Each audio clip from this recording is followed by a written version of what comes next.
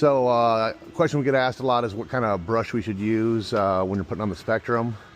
You can use any of these kind of fancy brushes if you want. You can use any of these here.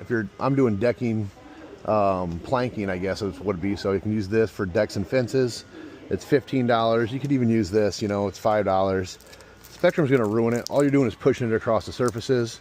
If you got flat surfaces, you know, get some of these other ones. I got a rough surface. But the thing is, you don't have to pay a lot for the application.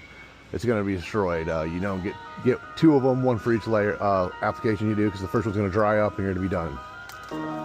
So we always recommend you do a test spot, just to make sure the substrate's going to take the Spectrum.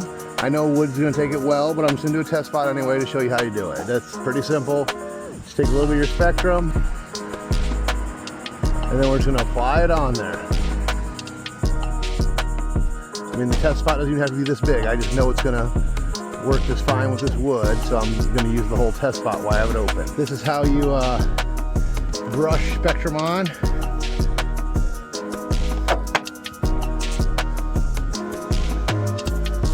See how it's gray right now? When it cures, it turns to that black right there that you can see. You know, so when we're talking about curing, that's the difference we're talking about. That's the test spot I did yesterday. You should always do a test spot.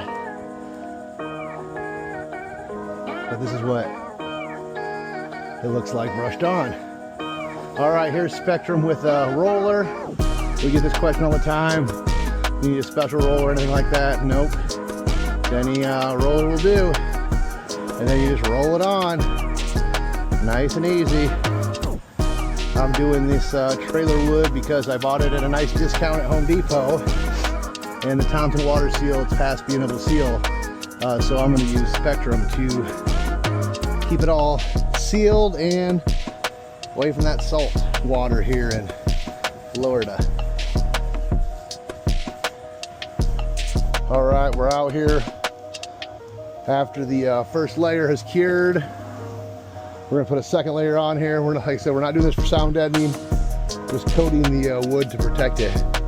Bought this at a trailer for a nice discount, but the wood was already sun rotted.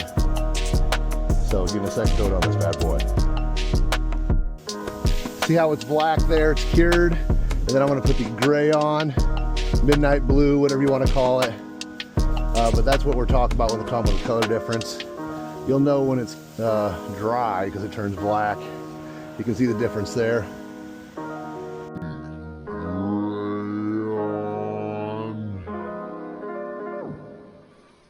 Midnight blue, whatever you want to call it. We got the second coat going on.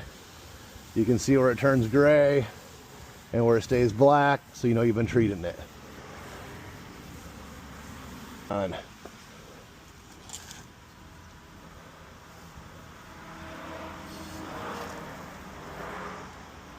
Nice and easy, it's simple. You can't really mess it up when you're brushing and rolling. Just don't put it on too thick. You see some buildup like that, you just keep pushing it.